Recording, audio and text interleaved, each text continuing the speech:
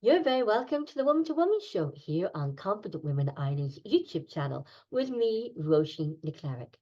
We are continuing our series in speaking to Mary Curran, who is from the Centre of Professional and Personal Development and one of Ireland's leading and most experienced leadership and entrepreneur. I can't say that word, entrepreneurship, here in Ireland. And I'm very welcome back to Mary. And don't forget, we have to give the plug. Mary has written this book, Life Begins When You're Ready to Listen. I would really encourage everyone to purchase this book. Mary, just before we go on, why people are listening, because they've been listening to this, where's the best place to purchase your book?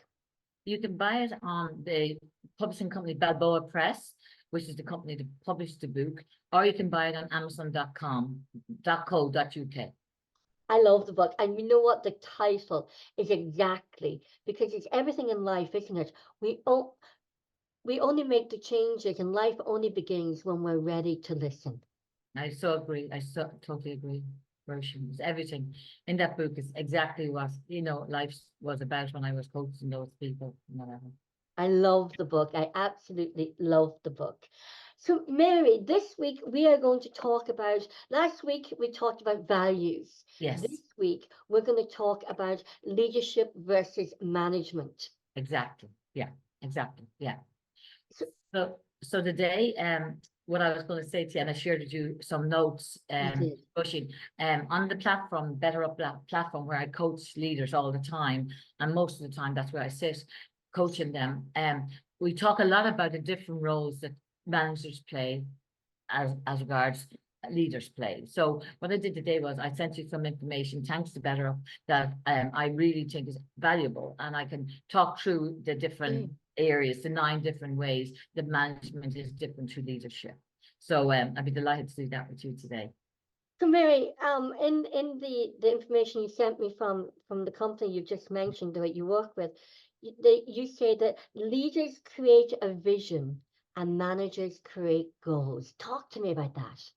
Yeah, you see, leaders create a big vision, and it's out there, and it can be frightening, and they don't really need to go down into the detail. That's what the managers do for them. So what they do is to create their vision. They strategically look out there and look at what they want to achieve, and they then sit down with their team, with their managers, and they say, now you execute it. So the leader is the visionary and sees it out there, believes in it, and totally believes in it, and is committed to it, and is always looking for the right problem to focus on as well. What problem are we focused on? They're always looking for the right problem. Whereas then they meet with their team of managers, and the managers are the people that go into the detail, the system, the processes of, as we say, executing that goal. So leaders work with the vision, and managers work in executing the goals. That's the first one. First, yeah. Because that really makes sense because the managers are there to manage all the different teams in Yeah. the companies Yeah. and make sure that everybody knows the brief, and the leader has a big chunk, the top chunk of the goal, and the Yeah. managers then have to chunk it down, and as you say, get the all the key employees and different departments on Yes. board with the goals of the leadership. Yeah. And the managers are very, very, very often very detailed, and they're very into the system and the processes, and they're into working with the team of people. So that's the first main message, or the first tip there on the first one. So that is sort of one thing that differentiates between a leadership and a manager. Mm. So so we can get on, what would you say in all your experience is the attributes of a leader? What makes a good leader? There's so many. Self-awareness is key. Self-awareness is really the top one as far as a leader, as far as I'm concerned. In emotional intelligence, it's listed as the top one is self-awareness, then self-confidence, then you have resilience, self-actualization, being able to be assertive. Then they must be excellent communicators. They must be able to show empathy, demonstrate empathy. They need to be authentic. They really need to be authentic, and they need to be able to have the capability of building trust. They must be able to establish trust. Also, they need to be able to connection with their team is so important. And I think we talked about that before, you know, where they're looking for each other's, what, like, these are my expectations. This is my vision. Now, what are your expectations of me? So you include them in the vision. You know, connectedness is very, very important. And flexibility, of course, and having, I suppose, a mental and an emotional agility as well, you know, being able to change their mind set, their idea in a second as well. Yeah. And be Yeah. able to see, I think, potential in their goal or their vision. So, and also you've said to me before that leaders can paint a picture of what they see as possible to inspire, engage the people in turning that vision into reality. Yeah, you see, you got the words there. Leaders can do that by inspiring people and engaging them and getting them to see it, you know, as something that can be absolutely achieved. And it reminds me of the time of winning Tops of the Town. You know, myself and my very, very good friend here, we started the Musical Society all those years ago in the ESP. But our goal was, at first it was just doing little shows. And then our first goal was, big goal was to win the Dublin final, which we did. But as a leader of that and the founder of that society, I wasn't happy there. And this is a leader. I had a vision. The next year was the 1988 millennium year. And I just went, we've got to win the All-Ireland final. We've got to be in the theatre. And I saw that vision. I saw us in the theatre. I memorized it. I visualized it. And I went, we're going to win the Tops of the Town in the next year. So I felt that's when I moved from being a manager with a group of 60 odd or more people in the society to moving into the vision of creating, how can we move forward and win the All-Ireland final? And we did win. We won it in the year of the millennium, 1988. That to me is the way, the most important thing is inspiring and encouraging the people to go with you with your vision. And that's where the most important skills of a leader sits. And you know, we often say in the, let's say in the world of leaders and circles of leadership, we always say all leaders make great managers, but not all managers make great leaders. Because talk to me about that. I like that one. Talk to me about that. What I mean by that is that all leaders would have made great managers before they became leaders or on the way to being a leader.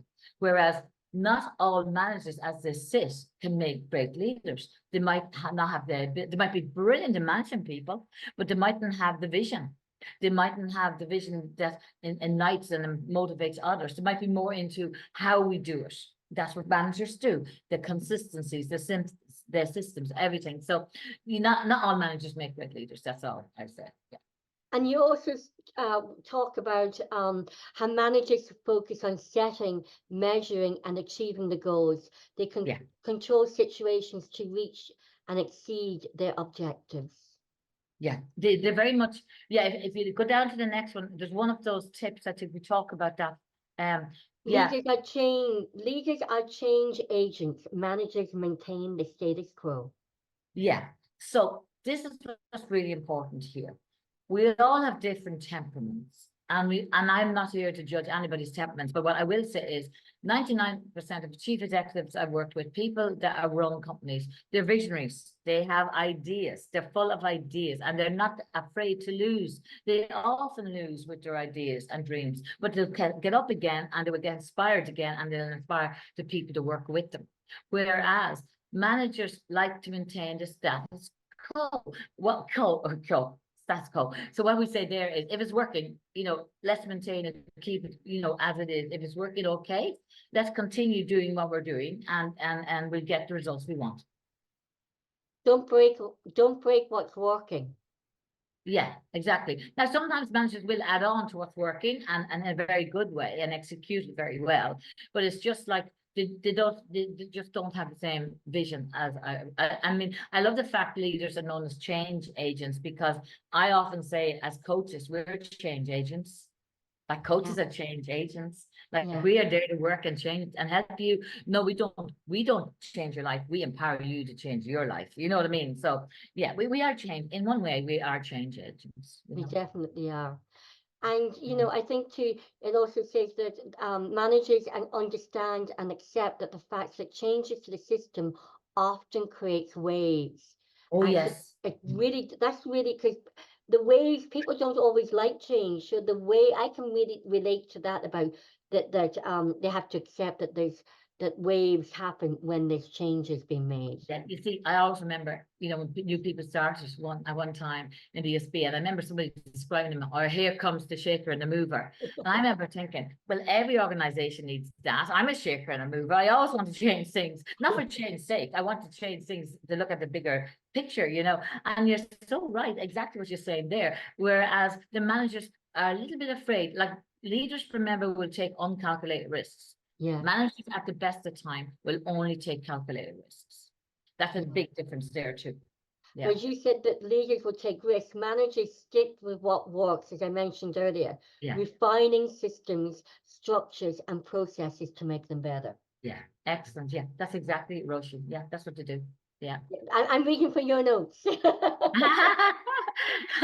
I'm reading for your notes, so this is it's all your credit, Mary. So well, Mary, and it's better up as well. Yeah. Yeah. you've also talked to me about how leaders are unique and managers copy. So tell us about Yeah. that one. Yeah. So what I see there is leaders, you know, we all have a unique style. Just as coaches, we have our unique style as a leader. We all of us don't lead the same way, and we are leaders are unique. I think in their own way they are unique. Certain ones will have more charisma than others. You know, and other leaders will be more, let's say, compassionate than others. Whereas when we say managers copy, we don't mean that in a bad way in an exam. What we mean is when they see systems and processes that are working, or if they see another organization using and implementing a new idea that works, they will find a way of mirroring what's working and continue doing that. Yeah, mirroring, I love that. I was actually having a conversation about mirroring because managers will mirror the leader's vision and goal, and then the managers, then the employees will mirror the manager in implementing everything at all the different levels, depending on the structure of the Yeah, business. that is so true. You see, and I think it's the last tip I get on this thing, but I know there's one that says, you know, managers have employees, leaders influence people, and they have followers. I like Leaders that. have Say that followers. again. Managers have employees. Yeah, and I think that's our last one that we Yeah, do. we'll talk about that in a little minute. Right, So, great. also say that well, as we discussed a moment ago, that leaders are self-aware and work actively to build their unique and differentiated personal brand. So they have that vision. Yeah, yeah. And they're comfortable. This is what I like. They are comfortable in their own shoes and willing to stand out. Yes. They're authentic and transparent. Yeah, authentic and being transparent is a huge skill of a leader, you know, because if the team doesn't know this, the journey or how they're getting there, how in God's name can they deliver, you know. So being transparent about the expectations as a leader of your team is vital. And Mary, that is where self-confidence comes into it. Mm-hmm. There in that, because you can only be unique and you can only be comfortable in your own shoes to stand out by being aligned to your self-confidence and your mindset and Yeah. knowing yourself. Oh yeah, and that's back to what we talked about, Roisin, last week about being true to your value system. You know, that starts off by you being true to yourself, true to your value system, knowing that self-awareness, being confident in your true ability in what you do and the work you do, allows you to be vulnerable at times. It allows you sometimes to be humble, and at the same time that allows you to build trust with the people you work with, and it's vital to leadership. Because you have to trust yourself. Yeah, For you to trust your managers and for your managers to trust you. Yeah, and you have to trust yourself and your decisions. That's the big one for a leader, because sometimes some of the people don't want to go with the leader's vision, you know, so the leader really has to trust their vision and trust themselves to get everybody on board, you know. And that's that power of persuasion. And so when you're comfortable in your own shoes and comfortable in your own skin, comfortable in your vision, and with that self-confidence, knowing yourself, then and believing yourself and believing your vision, then you can bring people with you, that power of persuasion of bringing people with you. Well, I also remember hearing somebody say once about sales and said the best salesperson is someone that has already convinced themselves the product they're selling is the best. Because if they're not convinced themselves, they'll sell nothing. You know, and I remember thinking, you are the product. As a leader, you need to have the confidence to believe in yourself and to be able to trust your decisions and then lead, you know, with all the other components that you have. And then the difference in that one too, then the managers mimic, as we just said, the influencing and mirroring. Yeah, Managers mimic at the competencies and behaviors they learn from others and yeah. adopt their leadership style rather than defining it. Yeah, so they're not leading, like they're adapting. Now it's good to adapt what they're doing to define what they want, but they're different to the leader, you know. Yeah. Yeah. And then next way we come on to, we were talking a moment ago that leaders take risks, managers control risks. I Yeah, like that one. yeah, that's a really good one. Yeah. I'd like that myself. I really do, because I have taken in my life. Now I'm going to be honest. I've read many autobiographies of people that I really admire, and I have to be honest. In all the reading I've done and all the people I've met, I have taken myself uncalculated risks, like on the edge risks in my life, but that's what leaders do. Leaders will do that. 9 out of 10 managers, now I'm not generalizing here, there probably are some managers, but most managers will only deal with controlled risk. I like And that. it's like, you know, it's like when you're being assessed, is it on your life insurance policy or whatever, and they'll have a questionnaire on what's your attitude towards risk. Do you take moderate risk, low risk, or can you take high risk? That all goes into what offer they're going to give you. And so yeah, leaders are not afraid. And actually leaders will take uncalculated risk, and sometimes they will fail miserably. They will actually fail, but they'll get back up again and they'll be Yeah. motivated to the next, what is the next thing that we need to look at? What do we miss out on? They're very good at reflecting leadership. Leaders are brilliant when they are brilliant at reflecting what went right, what we have done different. And then when you say managers control the risk, yeah, and that's their job. I mean, that is their job. They have, even with those waves that coming in that the leaders are doing and creating, the managers need to manage their people and the system and the processes, and that's what they're meant to do, you know. I Yeah, was having a conversation yesterday, talking to a young leader, and I said, you know, they were talking, they're in this organization. They said, you know, memberships came and then maybe memberships left. And I said, okay, so did you find out why they left and what happened before they left?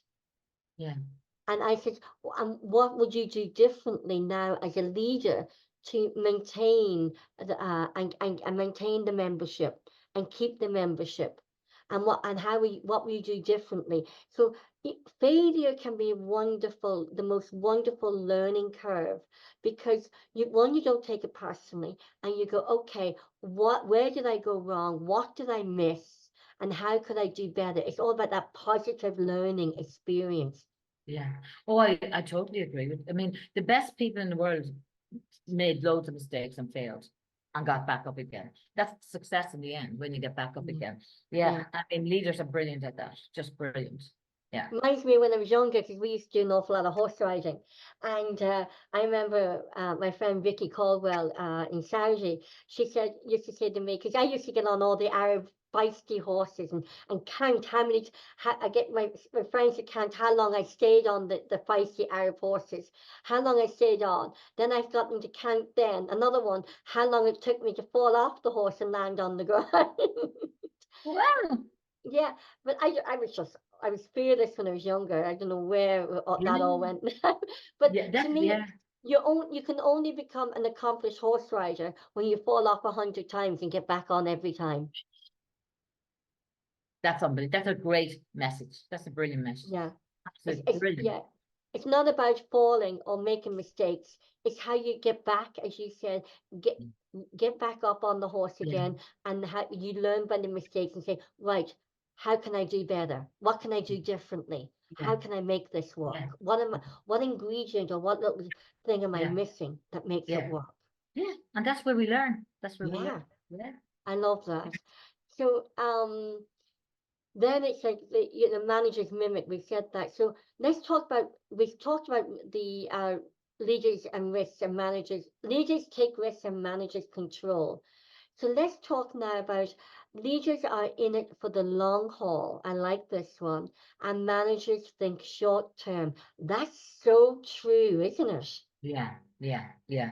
I mean, managers are, what would we call it? They are so, their intention is the long haul. They will not stop, no matter what hurdle they go and meet, until they get there. And they have usually the date set and the vision of when it's going to be carried out, the strategic plan of when it's going to be implemented. So they see the long term. They don't do short term. But then the manager are there to provide the backup and all the work that has to be done in the short term. So the managers are looking at what I can control now. What can I control now to meet the next step for where we're going with the vision? So yeah, they do it very differently. The managers do it differently, and don't get me wrong, I'm not here to knock managers. They do, without managers, leaders will be nowhere. So I mean, we need to lead. We absolutely need the managers as much as we need leaders.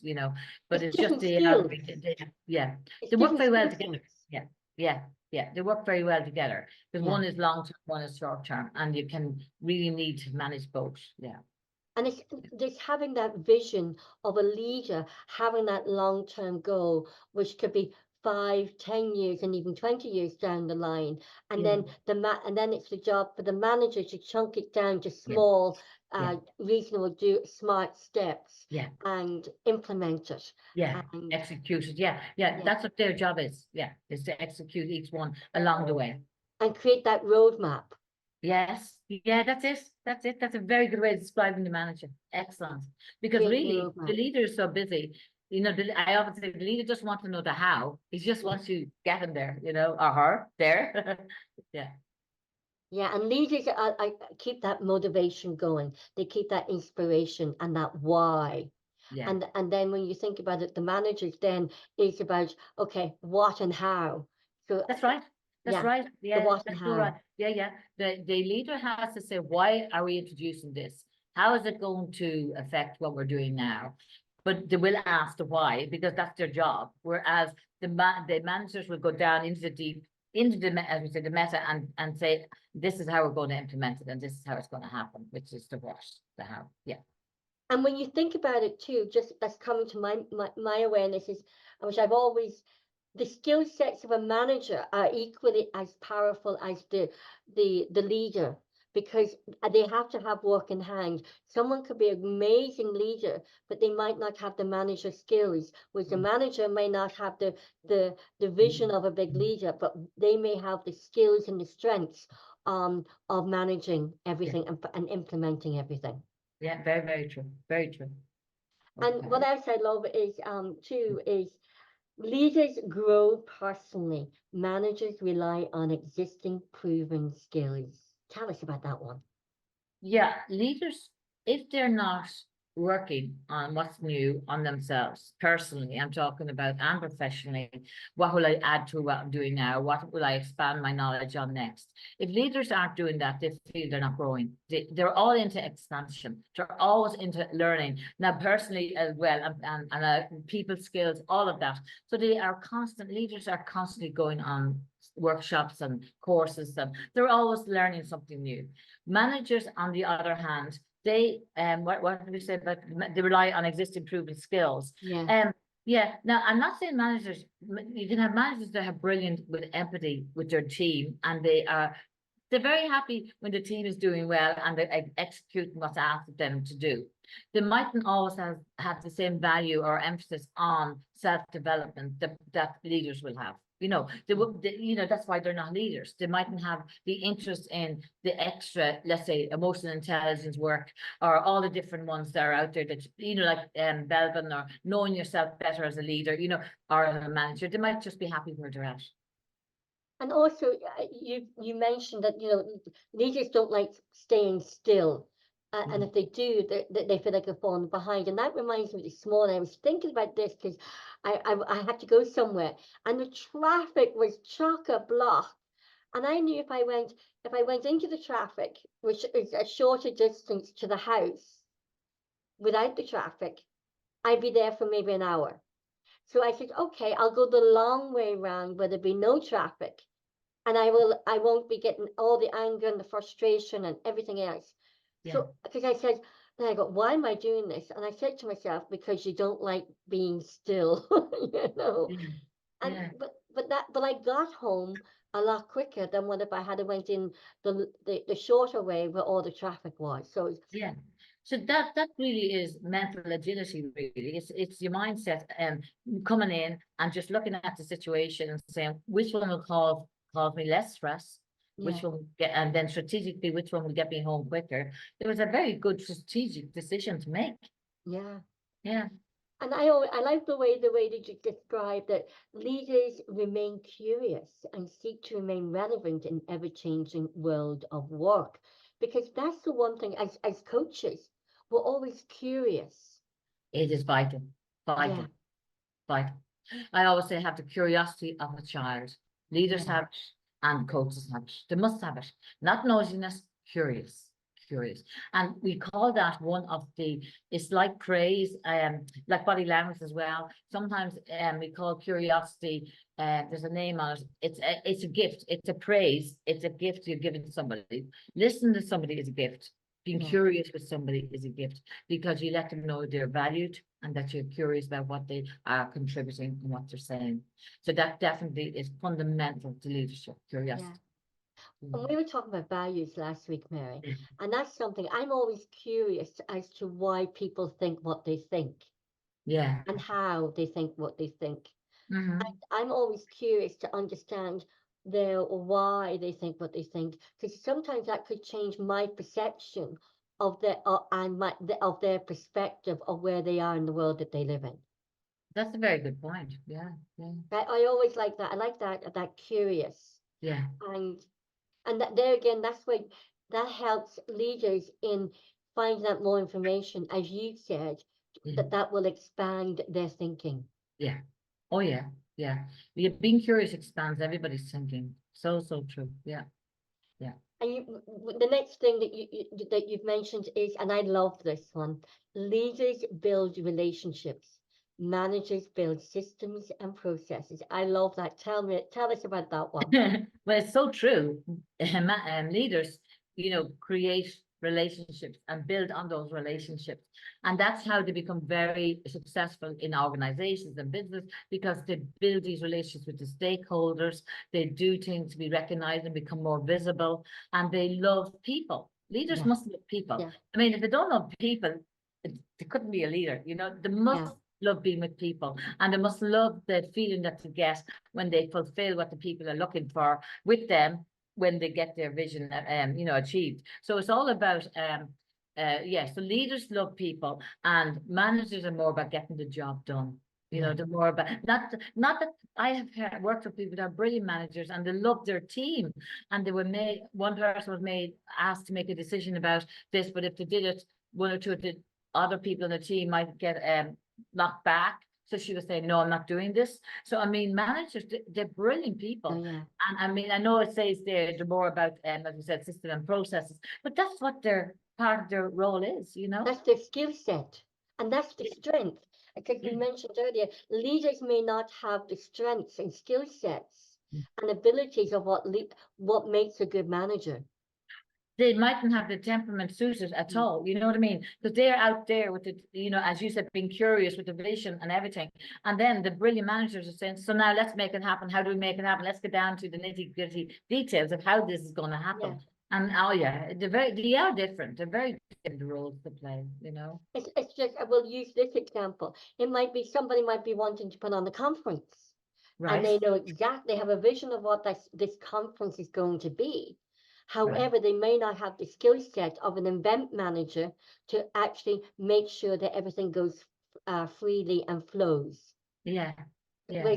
So Yeah. it's completely different skill sets and Yes. equally as good as well. They're equally as important because if you don't have a leader with the Mm. vision and the goals, you can't have a manager to implement them. True. Very true. Yeah, Yeah. One so needs they the come other. hand in hand. Yes, they do. They do. For sure. And the one thing too that you think is that the leaders focus on people, as you said, and Yeah. as well as the notes that you sent me, you said all the stakeholders need to influence in order to realize their vision. And they know who their stakeholders are, which is very important Yeah, to know your yeah, stakeholders. yeah, yeah. And also, like leaders influence in a different way, like leaders influence more about, you know, the end result, whereas managers can also influence what needs to be done. The Yeah, influence, so managers influence in a tactic way, whereas leaders influence in more of the bigger vision way. So yeah. they influence in different ways, you know. Yeah. And they build loyalty and trust by consistently delivering on their promise. Tell us about that one. I like that one. They say that again to me, Roshan. Sorry. They build They, loyalty and trust yeah, by yeah. consistently delivering on their promise. I like that one. Yeah, so they have integrity. That's what integrity is sharing what you're going to do, and you take the action and you deliver on what you said you're going to do. Without integrity, there's no leader.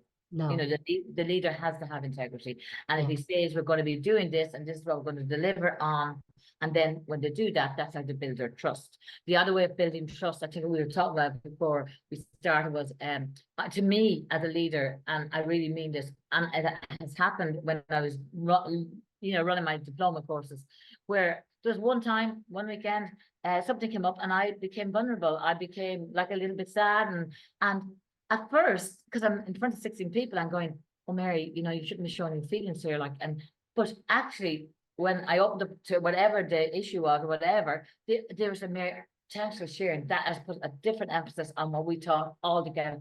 And I realized it's actually one of the things leaders do, to show vulnerability. And because there's two things that I like really a lot. What was it now? Trying to think of what I wrote down. Yeah, humility. I wrote it down because it's a lovely part. Humility fosters leaders.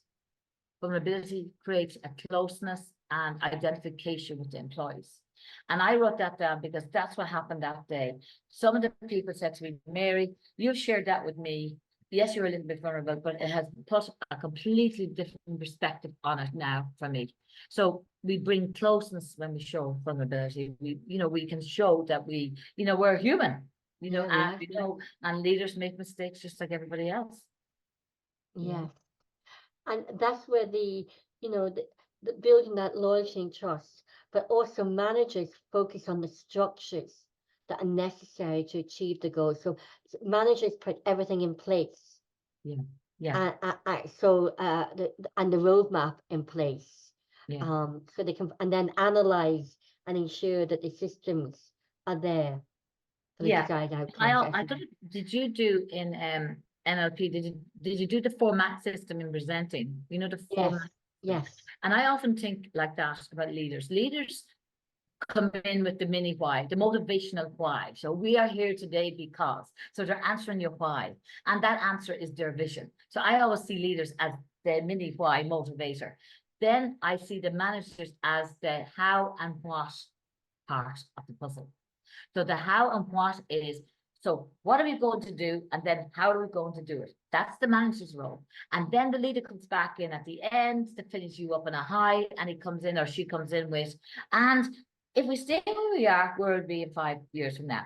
If you take on today, should you take on what I've shared with you today, and we've gone through the whole lot, here's where you're going to be in 5 years from now. So we're doing the future focus.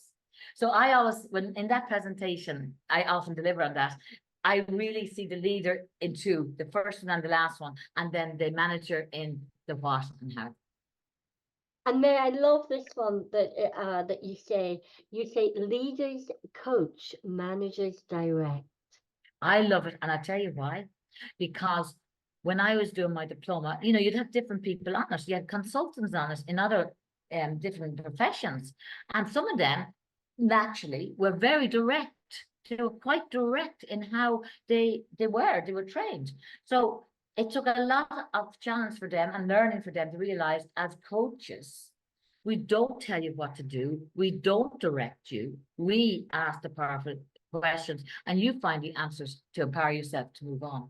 And that would have been their biggest challenge. So yes, as leaders, they're born coaches. I think they must be, they must have the competencies of a coach as well to be a leader. So leaders will ask the curious questions. They'll ask the questions that are not meant to be asked. They will look for the impossible from the people they work with. And they will let the people that go with them on board, that you're with them, they'll get you to be convinced it's going to work. That's the power of leadership. Yeah. Whereas managers direct, and that's their job. In order to get this delivered for our vision, for our organization by this date, I'm going to now show you what to do, and then I'm going to direct you and guide you into getting that done. Yeah. So that's the difference between direct and coaching. Yeah. Yeah. I love that. Yeah, and it's true though, really, I'm sure you believe that about leaders. They must be coaches as well. They must have some of the competencies of coach. Yeah, definitely, because if you're a leader and you have a vision, it's like coaching people who you're sharing your vision and you're with. It's like coaching them to see if they say, oh, I don't know about that. Then you get the managers to answer their own questions. Well, if you tried this, how would that work? Or if you went at this different approach, how would it work at this different approach? You get the managers to think of how they will implement your vision. Yeah, that is all what it's about. Yeah, yeah, really true. I love that, Mary. And then you say, excuse me, leaders create fans. Leaders create fans. Managers have employees. Employees. Tell us about that. Yeah, because leaders are all about people, and they're all about influencing people, getting them to go with them with their shared vision. So leaders completely and utterly are into exciting people, making them go with the vision, building up connections, doing meetings with stakeholders, creating visibility. All of that is leadership work. So they create fans. And when you build fans from trust, when you build fans that believe in where you're taking them and the vision that they want you to go on, then the fans themselves will build up your visibility more and more and more. And that's how things get achieved. Managers, on the other hand, they have employees. So now, don't get me wrong, the managers are very good with their employees, and what managers do a lot will be they will celebrate the team's successes with awards and accolades and all of that. So managers, in their own way, do a great job and get a lot for the organization as well. But but at the end of the day, the people working for the managers will see the manager as their boss. Yes. Whereas leaders don't. Like if you feel you must follow a leader, that leader should lead, because the only way it should be is I want to follow that leader. I want to choose to follow that leader. Then you're doing a good job. If there's a leader in a place where there's we must do what the leader says, that's not good. That is not good at all. The leaders should be able to create that affinity with the people to get them to really trust and believe in them and walk with them on the road. Yeah, that's so important. Yeah. And that's what I was saying to this young guy yesterday. I was saying, you're there to lead. Yes. And not just dictate, because he's a young leader. So he was setting up a committee. The committee of the managers, where he will be the leader. Yeah. And so, and then the members would have to be of his organization would have to believe in his leadership role, and then believe and trust in his committee. Yes. Yeah. To actually implement the different areas of the organization. And I think another great one is with teams or with managers and with leaders is, when they win awards, when they get that project done, leaders, you'll always hear really good leaders saying, we made a great achievement, or we achieved, it'll always be we with a leader. Yes. It'll never be, even though they are being emphasized on their own, they've been highlighted on their own, a really brilliant leader will not have ego, egotistical things, and they will be saying no to get. And I always remember when we won a prize one year in a restaurant for the coffee, the best coffee and whatever and service, whatever. I always remember when they came in to present us, and they were looking for me because I owned the restaurant. But I went, hold on a minute, hold on. And I went and I grabbed the manager and I grabbed the team and I went, we all won this. Without you, we didn't win it. And Yes. when I went to take a picture, I said, can you take the picture of my team and the manager, everybody. And I always remember they were so proud, they were so thrilled that I was acknowledging them, you know, and without them, I wouldn't have achieved anything, you know. I might have had the vision to get us to the bar and the level to win it. But I mean, of course, that would be the leadership side. But without the manager and all of them working together as a team, it would never have been achieved. Yeah. No, so leaders are brilliant at inclusion. They're very good. Well, good leaders, brilliant leaders are good at including everybody, you know. I think that is really, and valuing everything that everyone has to say. Yes. Oh, yes. Yeah. Because if something is important to a particular member or something part of the team, Yes. member of the team, if it's important, then that issue is of value to them. Oh God, yeah. You have a very good Roshan. You really, that's what it's all about. If somebody doesn't feel what they're saying is being listened to or valued, there's going to be no rapport. Yeah. And that young man you're talking about, I think and I don't know who, and it doesn't matter to me who it was, but he needs a lesson, I think, in establishing rapport. You know what I Yes. mean? He's Yes. young, as you said, he's starting out, but I mean, he needs to look at, as you would know, rightly so, you know, creating rapport is all about mirroring, it's all about leading, it's all about, you know, meeting the people where they're at, and as you said, asking the questions and listening at a level 3, and then, as you said as well, making them feel valued, what they have to say as being valued. And creating that likability factor. Yes, yeah.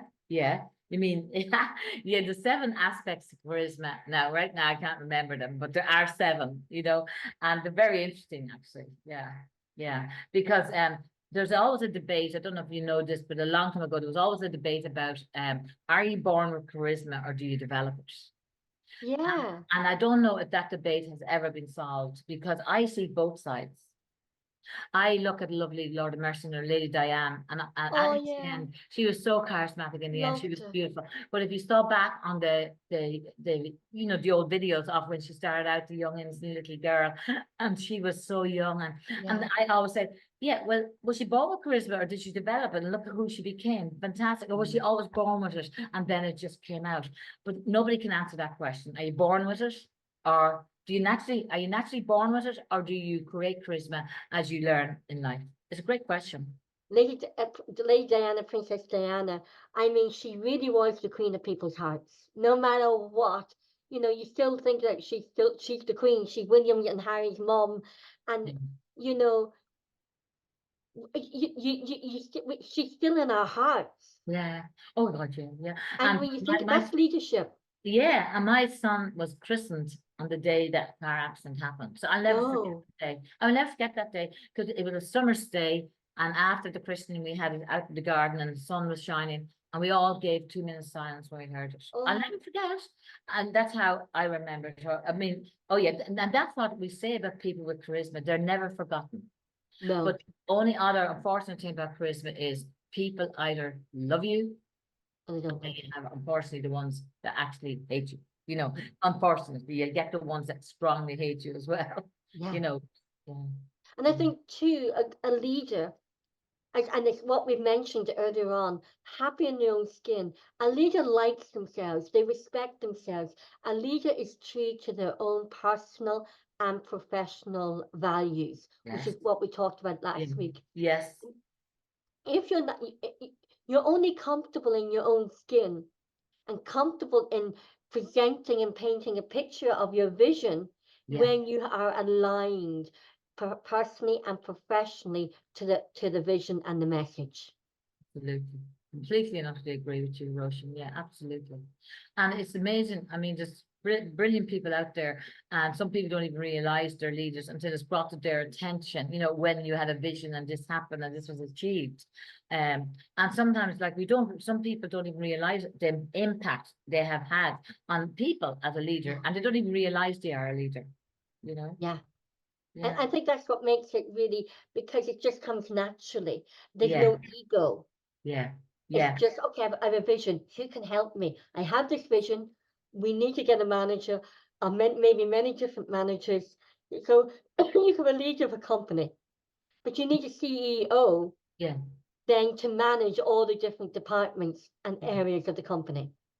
Yeah, and I was just thinking there when you're saying about the leader must be comfortable in their own skin and it must be authentic and everything. I always think about the two types of young people that are out there in this moment in time, and some of them are out there, they're young. I'm talking about two people I know in particular, and one of them is very, very beautiful, and they're all beautiful nowadays with the long eyelashes and everything. And I'm thinking of the person, and she is so naturally beautiful, doesn't even know it, and like she's just beautiful to be around, right? Yeah. But there's another person I know, same age, and is also very beautiful in her own way, but walks around like this and ego driven, and every second she's taking a picture with her pursed lips, and I'm going, oh my God. And like, imagine having somebody like that as a leader. I mean, I read somewhere where somebody was saying some leader was asked to step down, but one of the reasons they were asked to step down was because they were totally ego driven. Yes. And they thought their vision and their way was only one way, only one way. You know, they were asked, to step down because they weren't including anybody. They were No. just, they only see it one way. And another thing of a good leader is a good leader. I've had it in my head now, it's gone, but a good leader, it's an energy, it's a frequency, it's a vibration Yes, yes, that cannot be formed because it comes from within. It comes from that mindset and that belief and self-confidence and believing in the vision, that energy that comes from that. well, it's amazing you should say that because I remember Anthony Robbins saying we are as human beings, we're 100% energy. And that when you have high energy, people are attracted to you like a magnet, Yeah. like a magnet. And leaders, as you said, have that high energy, Yeah. and they're visible and they're recognized and they're seen. And it's all those characteristics, same ones as having charisma, but that's the way they must be. The energy attracts like a magnet. Yeah. Yeah. And And it's you find people just love being around them. They just yeah. love being around them. Yeah. Yeah. Yeah. And you always know, I always say to someone, people always tell you what they think of you. They might not, there's many different ways of what people tell you what they really think of you. And when they do that, believe them, and don't believe people when they show you that what they think of you is equally as important as a leader. They've just shown me, it could be a little comment, it could be something, it's dismissive. But I always say, people always show you what they really think of you.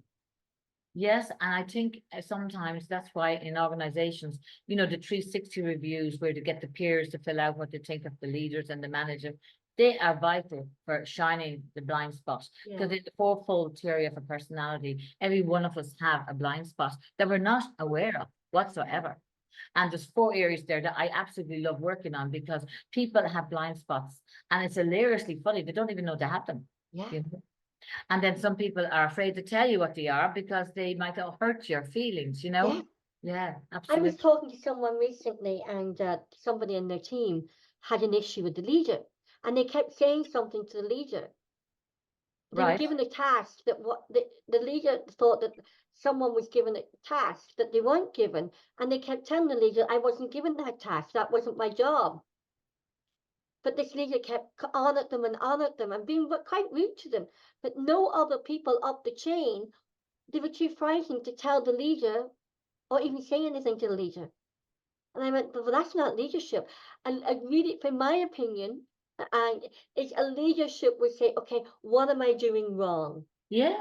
Why am I not connecting with my team? Tell me, tell me what is wrong, Yeah. because my vision is much bigger than hurting my feelings. Yes. And that's why, remember I said to you about, including your team, asking, like, these are my expectations. Now, am I clear? Am I transparent? Now, what are your expectations of me as your leader? What do you expect from me? Do you expect me to be communicating with you twice a week, transparency? What are you expecting from me so I can meet your expectations and your needs? Because the people's needs and expectations aren't met, they are disconnecting. They're going to disconnect. Yeah. And being listened to and valuing your managers and your employees and your team, because if you are the CEO, we've often heard this, but I've seen it in so many times. You have the CEO. The Yeah. CEO will know as the Americans call it, the janitor or the cleaner or the caretaker of the building. Yeah. Yeah. And I saw something the other day. It was really resonated with me. It was on Instagram, just a little video, and it was the CEO was driving out, coming up from the underground car park, and he Right. saw the caretaker, who was an old man, struggling pulling up the weedy bins, the rubbish, the garbage. He stopped the car, stopped all the other traffic coming out behind him, got out and brought the weedy bins, the rubbish, up to the top of the roadway. And I thought, that's a leader. Yeah, that is lovely. That's lovely. That is really lovely. Isn't that lovely? Yeah, yeah, He yeah, was young, the Yeah. janitor, the caretaker was older, pulling up. He yeah, stopped the car and pulled them up. That's respect, yeah, it is. It's beautiful. isn't it? And I Yeah. thought, well, that is showing that, one, he was well brought up, one, he values his staff members, Yeah. and he Yeah. values that, I can do that. I can give that guy a break. I'm young. Stop the car. More power to him. That Yeah. is beautiful. I Fabulous. think that is Yeah. true, knowing that, everyone has different skill sets. Yeah, and I think we do that a lot, when we talk about the disc, we always say valuing the difference in the different people, how Yeah. we get things done and how we get to the end result. Everybody is different in how to get there. And it's valuing that, valuing the differences in people rather than knocking them for being different. There's a big difference, because some people are so tunnel vision, it's only my way or no way, and they won't even be interested in anything else, Yeah. And I think that's true. I love observing different leaders Yeah. with their different whys. Yeah. Oh, yeah. I love them. You learn an awful lot from that. I mean, I would spend a lot looking at different leaders and TED Talks and different subjects, of course, as well. But I mean, that I love it because it sinks in. It goes in so quickly. It's really great, I think because, like you and I, we both love people watching. We like people. We genuinely like people. We Yes. generally have a curiosity Yeah. of what makes people tick and Oh, why. yeah. Yeah. Mindset, everything to me, as you know, in coaches, mindset, behavior change and outcome. And I mean, it is all about, as you said, what makes people tick. As you say, what Yeah. is it in their mind, why, and what's the reason they're thinking that. And there's so many different perspectives with the different glasses we wear, and Yeah. it's, again, see it and value it rather than, knock it for being different, Well, Mary, I could chat to you till the cows come home. I've heard that expression loads of times. I was talking to someone the other day. They were visitors in Ireland. They were over here for Easter, and they were up in Donegal. Donegal is your part of the world as well, with your husband from Letterkenny, and I'm from Derry. Very They good, were up in Mallinhead. Then they went down. They drove from Mallinhead, then all through Donegal, the coast of Donegal, and they said there were so many sheep, and I didn't know this, so they Googled it. They said there were 5 million people or something. I can't remember the statistics, but there were 8 million sheep in Ireland. And I went, wow. I never would have known that. So if you're in certain parts of Ireland, till the sheep come home. But but it just makes you, I think too, leaders are proud of their team. Leaders are what? Proud of their team, Oh, and every yeah. member of their team. Of course. Yeah, absolutely. They must be. And they must hold that pride high, when they achieve what they want to achieve, Yeah. Because it takes every member of their team to be part of the outcome of the vision and the goal and objective. Yeah, absolutely it does, yeah. And I think the leader, leaves it to the manager, together we achieve more, but he's still part of it. He's still part of the whole journey, but he leaves the manager to, work with the team and manage and get the house and the what's done, and then he leaves and he drops in and or she comes in and comes out or whatever.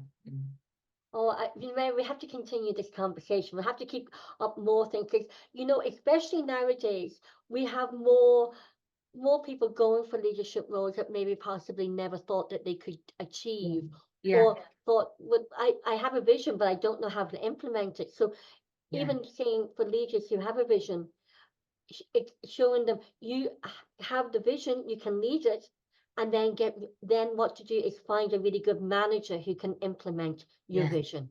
Yeah. Yeah. We have to keep this going, because I find now that more and more people are, especially now, that we're going back to the small local businesses, the small local leaders within our communities. Yeah. I think, in my opinion, the time of the big internationals, the time of all the celebrity influencers and endorsements is gone. We're going back to small local leaders within our communities. Well, I think it would be absolutely great for that to happen, because Yeah. I think in the last, whatever, 20 odd years, the sense of community Yeah. has gone. And when you had the community and they drop in on you and they didn't have to ring to call to say hello, all of what we're talking about. And there was always leaders in that little community. There were always people who were taking would try this, whatever. But that sense of community is Yeah, left. gone. It has left us. And I really miss it too, because I remember Lord of Mercy when my mother died, the sense of community where I came from, they came in and visited my dad and made him dinner for a few weeks until he got on his own, because he was living on his own with my Yeah. mother. And I remember they were so kind to him, and that was all the sense of community. That Yeah. was all the community around him. That day is completely gone. Gone. And Yeah. they say it takes a community to raise a child. Wow, I haven't heard that expression. Yeah, I have. It takes a community to raise a child as well. That reminds me of Derry, growing up in the Glen in Derry, because my granny lived on the street, and everyone in the street looked after everybody else's children. Right, right. Yeah, and if anything was wrong or anybody was sick, everyone gathered round. Just like you said with your mom, everyone looked after everyone in the community. It was a really strong, to me. I think I with the Glen and growing up, it was still one of my most favorite, cherished memories Wow. of that my granny's community Yeah. where my mother grew up, and we lived just down the road a bit. But I say I come from the Glen, because that's Right. where my granny and so my mom and them, that was where all my friends were. Yeah. And I still would be close to the friends from who grew up in the community where my grandmother, they would still be my closest friends. I mean, who moved into the same street the same time as my grandmother, Yeah. right? Their grandmothers moved in, we grew up together, and we're still in contact with one another. Wow, that's To brilliant. me, that's still like the community. Yeah, it is. It's brilliant. It's beautiful that And I think everything's that's there. what I always think the Glen has made me the woman I am today, growing up in the Glen, that community spirit. Yeah, that's lovely. I mean, that is beautiful to hear, because I mean, I know in where my husband Andy comes from in Kenny, they have a reunion every 5 years and they're still doing it. And there's people come from everywhere to it, which is brilliant. Like, their community is very, very close in Kenny, extremely, a very good community, you know. And everybody used to call me wee Roisin up home, wee Roisin, because I'm up home. Oh I yeah, was yeah. always wee Roisin, right? I remember when I met Andy first, and he started saying we this and we that, and I go, what are you talking about? What's this we that and we that? I couldn't get it to talk. Yeah, and Roisin is coming. Yeah, I can understand. Oh, that's hilarious. So, and I unfortunately, one of my best friend's mother died, and her mom grew up across the street from my mom in the Right. Glen, that right Yeah. across the street. And then I went up for the funeral, and I saw people I hadn't seen in maybe 30 years Wow. at the funeral. Yeah. And it was like we were all chatting as if it was like we only left one another 2 weeks ago. Oh yeah, yeah, which is lovely when that happens. Yeah. Lovely. And I think that's leadership too, because I think, you can go back to leadership is a quality, and it's a skill. And I also think it's a purpose as well, because leadership, and to me, the women, we grew up in Derry and the Troubles, but the women were the leaders, because the women were the ones who kept everything going. Yeah. Things in advance. Oh, they're going to need this if this happens. They were leaders and the managers within the communities. Yeah. Yeah. And they had the vision of what they I wanted well their believe community that. to be. I remember Dr. Michael Carl in supervision, he used to say, whatever you grew up with in the family, you bring into your organization. So if you grew up in your family being, let's say, the eldest and the leader and taking ahead all the time, they're fantastic competencies or whatever that you bring into the organization. He was really strong about that. Yeah. Yeah. Yeah, Very so that's really interesting. So, Mary, I just want to give another plug at the end of this here. Everyone, do go out and buy Mary Curran's book, Life Begins When You're Ready to Listen. And leadership and management begins when you're ready to listen. Very good, Roisin. So, Thank you. Mary, just remind our viewers and listeners where they can purchase your book and how they can get in contact with you. Okay, so my I'll get website this is straight. marycurran.ie, and now they can email me on the website and say they want a book, and I can get it for them as well. But they can also get it on Balboa Press, which is the publishing company, or with amazon.co.uk. My email is marycurran@coachcenter.com, and then my mobile is 086 232 8143. I'm just looking at your book because we were talking about energy and frequencies and even like this is probably fireworks, but that just reminds me of energy and frequency and waves as well.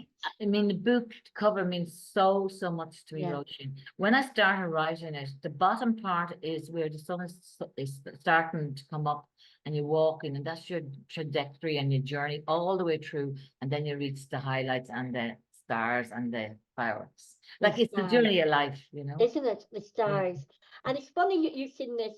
I remember when I started my college degree for the media and PR, one of my assignments, I had to create an image of something, and I put fireworks in it like this, right? Yeah. And then you probably know him, James Sweetman Yes. wrote a book, Finding Catherine is here somewhere. I must get out the next day. Finding Catherine is here.